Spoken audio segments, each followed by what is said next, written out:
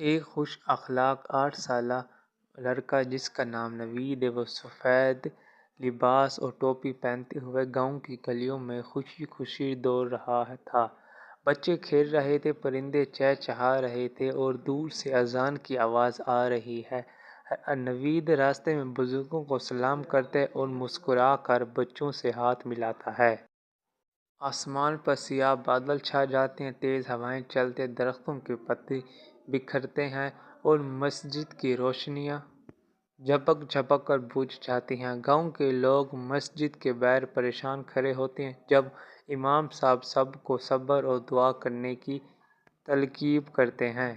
نوید کو اپنے دادا کے پرانے کمرے میں ایک پرانا سنہرا نقشہ اور چراغ ملتا ہے۔ نوید چراغ کو صاف کرتا ہے تو اس میں دھیمی سی روشنی آ جاتی ہے۔ چراغ دھیرے سے بولتا ہے اور اپنا تعارف نور کے طور پر کرتا ہے اور کہتا ہے کہ یہ چراغ نیک کاموں سے روشن ہوتا ہے۔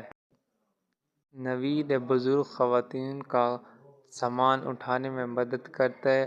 نوید ایک بھوکی بلی کو کھانا کھلاتا ہے۔ نوید ایک غمگین دوست کو تسلی دیتا ہے۔ ہر نیکی کے بعد چراغ نور کی روشنی میں مزید تیز ہو جاتا ہے۔